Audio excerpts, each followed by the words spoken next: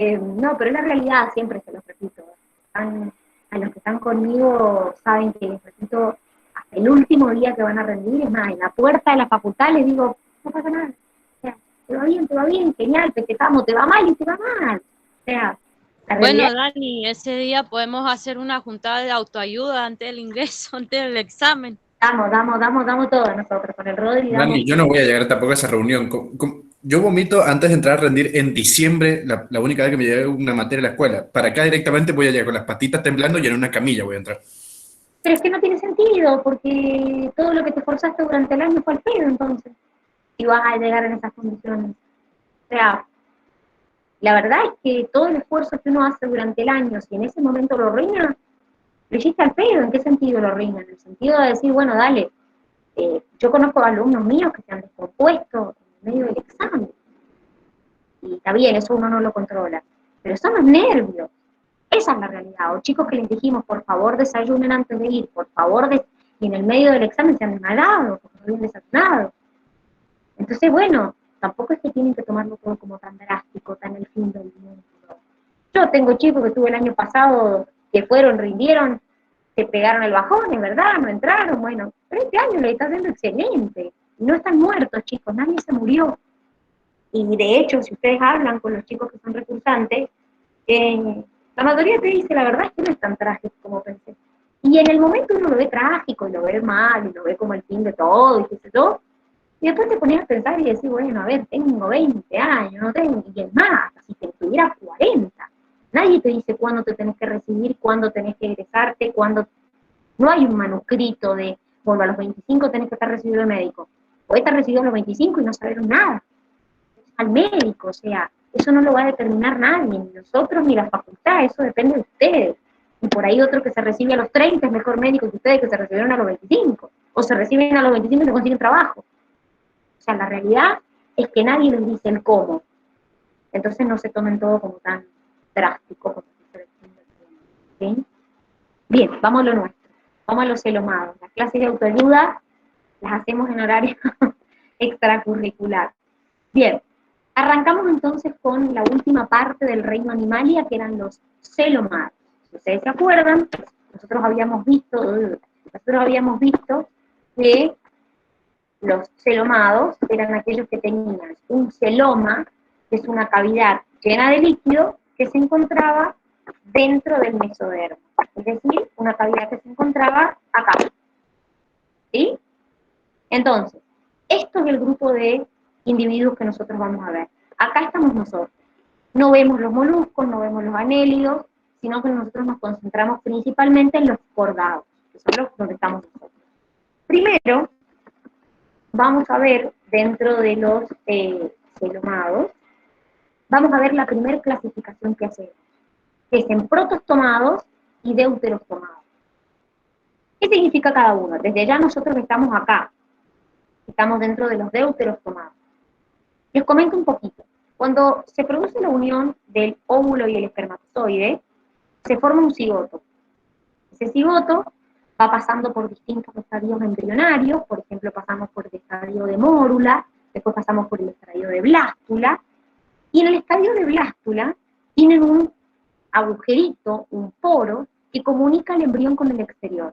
Ese poro se llama blastosporo. Entonces, si de ese poro del embrión aparece el ano del animal, se le llama deuterostomado. Si de ese poro del embrión aparece la boca del animal, se le llama protostomado.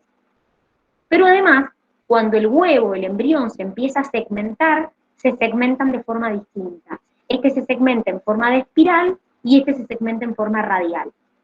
Dentro del protostomado tenemos molusco, anélido, artrópodo, que son todos los protostomados que no los vemos, y dentro de los deuterostomados tenemos el filum Ketognathos, hemicordados, equinodermos y cordados, solo vemos a los cordados. Miren, acá les mostraba lo de la diferencia. Acá está el blastosporo. Esta cavidad dentro del blastocito se llama blastocele. Entonces, si de este blastosporo se forma el ano, yo voy a decir que tengo un deuterostomado. Si de eso se forma la boca, voy a decir que tengo un protostomado. A su vez, el huevo se va segmentando, se va dividiendo y se puede dividir de distinta manera. Si se divide en forma en espiral, es un protostomado. Si se divide en forma radial, es un deuterostomado. También otra diferencia es de dónde viene el mesodermo. ¿Se acuerdan que ustedes tenían 3 capas en el embrión, en los triblásticos? Ectodermo, mesodermo, endodermo. Yo les dije que los celomados, que son estos que estamos viendo, tienen una cavidad dentro del mesodermo. ¿Y de dónde viene el mesodermo? Bueno, en los protostomados, viene puntualmente el mesodermo de, si ustedes se fijan, este viene de una invaginación del intestino primitivo, que es esto que tienen acá, ¿sí? Y acá tenemos que aparece de la partición del mesodermo. Entonces, estas dos son las diferencias más importantes dentro del protostomado y el deuterostomado. Principalmente la segmentación del huevo y qué se forma a partir del blastosporo, si se forma el ano o si se forma la boca. Ahora, todo este grupo de los protostomados nosotros no los vamos a ver. Nosotros nos concentramos en los deuterostomados y puntualmente en el filum de los cordados. ¿Qué característica tienen los cordados? Si bien la característica más importante es la presencia de notocorda, vamos a ver que tienen estas 4 características comunes. ¿Qué significa la notocorda? La notocorda es una estructura longitudinal y flexible que se encuentra entre el tubo digestivo y el cordón nervioso. Miren, eso que tienen acá es la notocorda. Es una estructura flexible que está entre este cordón nervioso, que ya vamos a ver qué es, y la estructura digestiva. ¿Para qué sirve esa notocorda? Sirve para ser la base de lo que va a formar en futuro el esqueleto. Es decir, a partir de esta estructura se va a formar el esqueleto. Esta notocorda flexible se va a mantener solamente en peces agnatos y cartilaginosos. En el resto de los individuos que pertenecen a los cordados, esa notocorda quedan restos. Por ejemplo, en nosotros, esa notocorda, los restos de notocorda que tenemos, son los discos intervertebrales. Entre vértebra y vértebra tenemos discos intervertebrales, que son los que amortiguan el golpe, y esos discos son restos de notocorda. Es decir, en los peces gañatos y cartilaginosos se mantiene, en el resto de los animales no. ¿Qué otra característica tienen? Tienen un cordón nervioso dorsal hueco. ¿Qué significa esto? Está en la posición dorsal y es un cordón nervioso a partir de donde se desarrolla el sistema nervioso central. Tiene lo que se llama hendiduras faringiobranquiales, que son aberturas que lo comunican con el exterior. Y por último, tiene una cola posanal, que en la mayoría de los individuos esa cola desaparece durante el desarrollo del embrión. Nosotros tenemos una cola, durante el desarrollo embrionario esa cola desaparece. Entonces, estas 4 características son comunes a los cordados, filum cordados. Pero dentro del filum de los cordados, vemos el subfilum de los craneados. Craneado viene de cráneo, ¿sí? Bueno, dentro del subfilum de los cordados tenemos 3 subfilums: cefalocordado, urocordado, craneado. Nosotros nos vamos a concentrar en los craneados, ¿sí? Y puntualmente dentro del craneado, el vertebrado. Entonces, ¿qué característica tienen los craneados? Tienen columna vertebral o espina dorsal como soporte, que es lo que protege mi médula espinal. Tienen cráneo, que me está protegiendo el encéfalo. Solamente la notocorda, como les dije, permanece en los peces gañatos y cartilaginosos, y las hendiduras faringiobranquiales solamente persisten en los peces y en las larvas de los anfibios. En el resto de los individuos se pierde durante el desarrollo del embrión. Tienen músculo liso y estriado. Algunos respiran por branquias y otros por pulmones. Ya vamos a ver cuál hace cada uno. Su sistema excretor es por donde eliminan desechos. Tienen riñones, ya van a ver que los sistemas excretores cada vez, es decir, nosotros tenemos el sistema excretor más desarrollado, pero otros tienen otros tipos de sistemas por donde excretan también el desecho.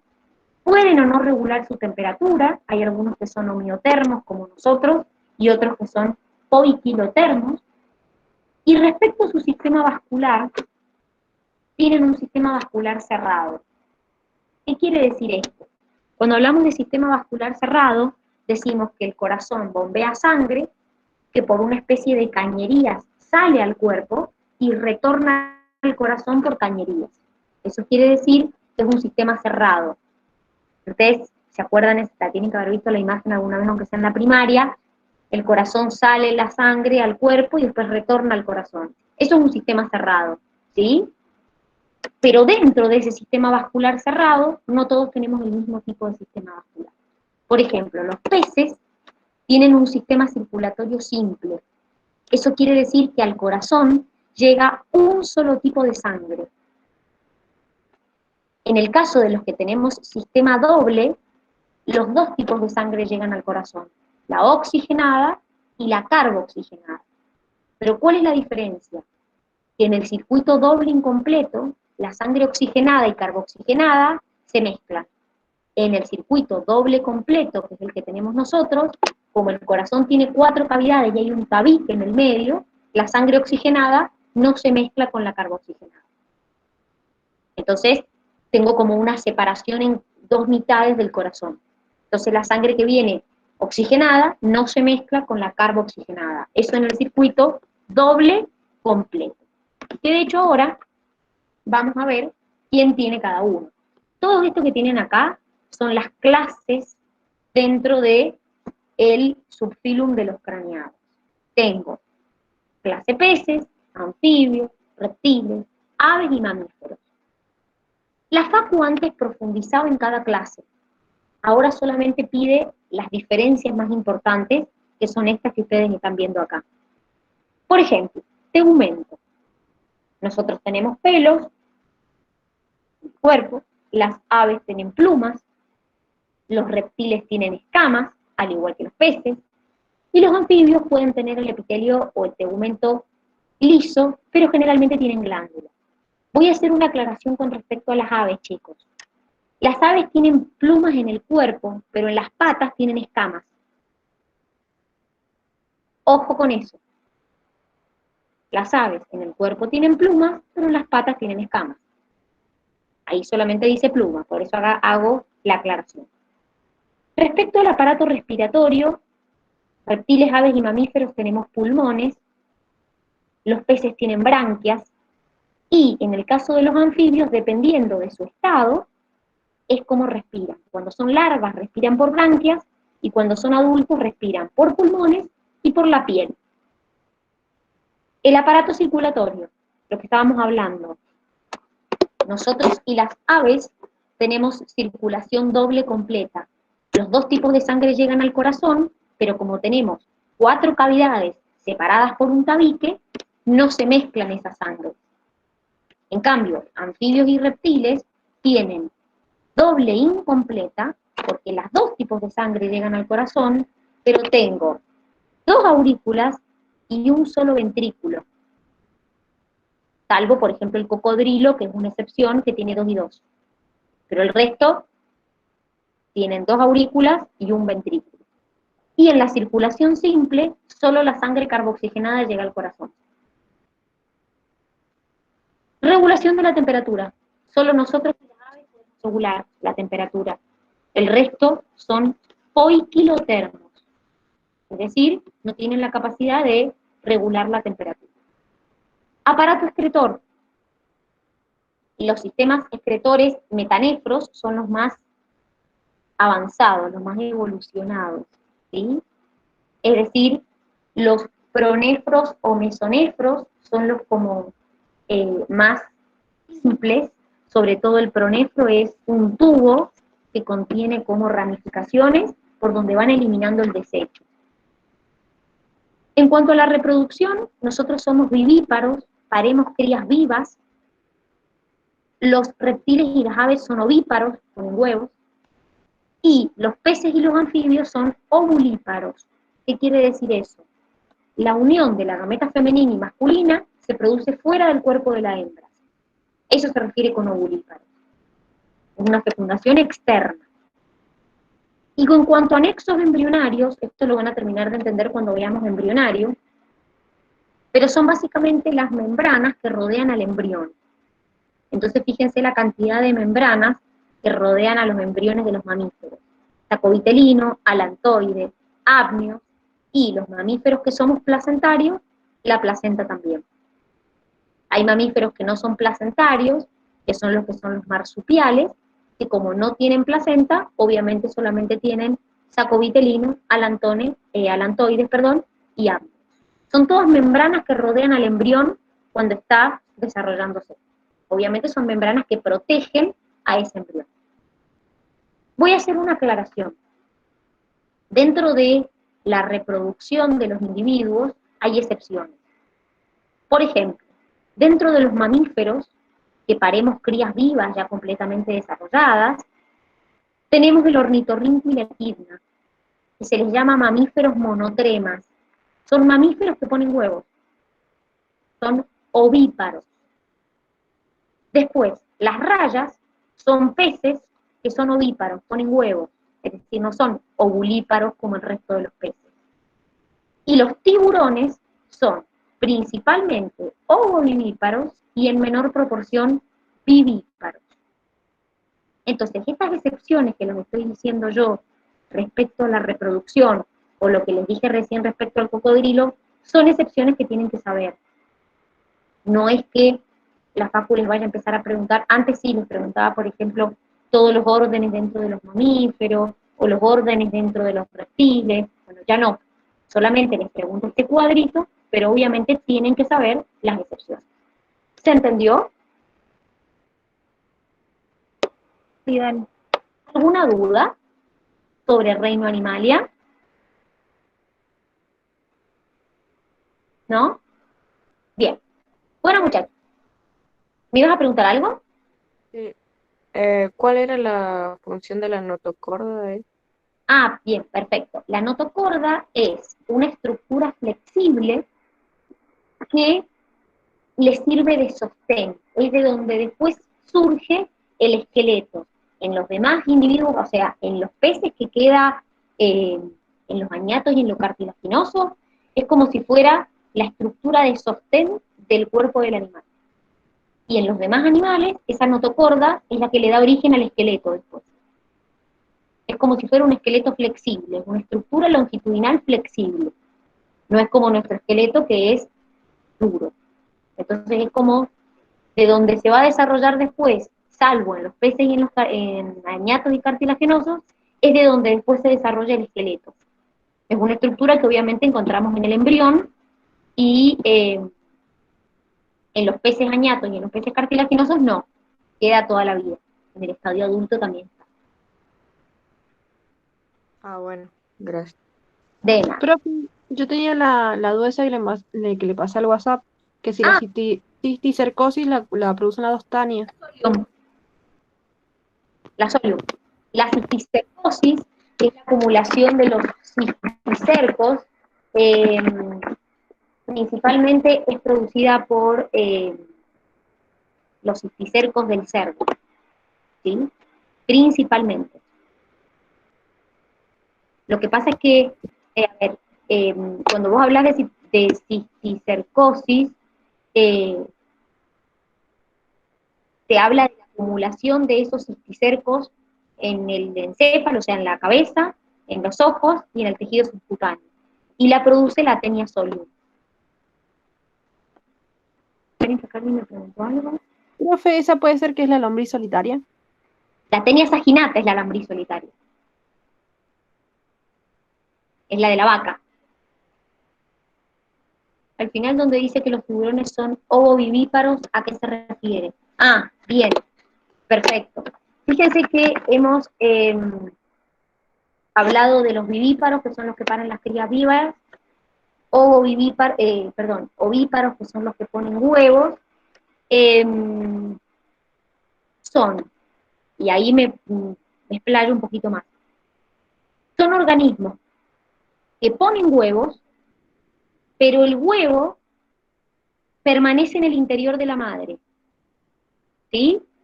Es decir, por más que se ponga el huevo, vieron que el huevo siempre termina de desarrollarse fuera del cuerpo de la madre. Bueno, en este caso es un tipo de desarrollo embrionario donde el organismo pone los huevos, pero en vez de dejarlos, permanecen dentro del cuerpo de la madre hasta que completa el desarrollo. Eso significa ovo vivíparo. ¿Se entendió, Belu? Sí, profe, gracias. ¿Alguna duda más?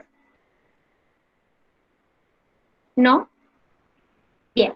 Bueno, muchachos, hasta acá entonces llega la teoría de reino animal. ¿Qué vamos a hacer ahora?